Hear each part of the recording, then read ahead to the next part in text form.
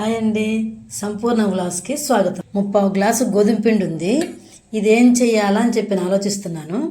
కొంచెం ఉప్పు, కొంచెం జీలకర్ర, కొంచెం కారం వేసి పిండి కలిపేస్తానండి.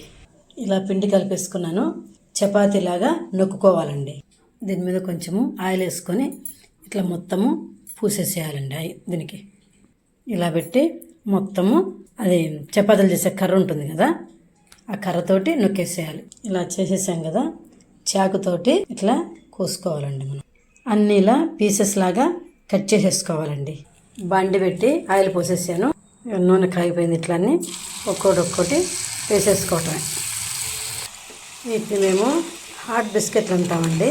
కాలిపోయినాయి. ఇలా తీసేసుకోవాలి. అంటే కొంచెం వేసుకొని కాల్చుకోవాలండి. ఎందుకంటే నేను ఎక్కువ ఆయిల్ ఎందుకు పోయటం అని చెప్పి కొంచెంగా పోసాను. పిల్లలకైనా పెద్దవాళ్ళకైనా కూడా ఈజీగా 5 నిమిషాల్లో చేసి పెట్టేయచ్చు. మనము ఇలానే కాకుండా రౌండ్గా చేసుకోవాలంటే ఏదైనా ఒక బాటిల్ మూత తీసుకొని రౌండ్గా ఇట్లా కట్ చేసుకొని చేసేసుకోవటం. హాట్ బిస్కెట్లు రెడీ. చాలా టేస్టీగా ఉన్నాయండి. ఈ బిస్కెట్లు కనుక నచ్చితే లైక్, షేర్, సబ్స్క్రైబ్.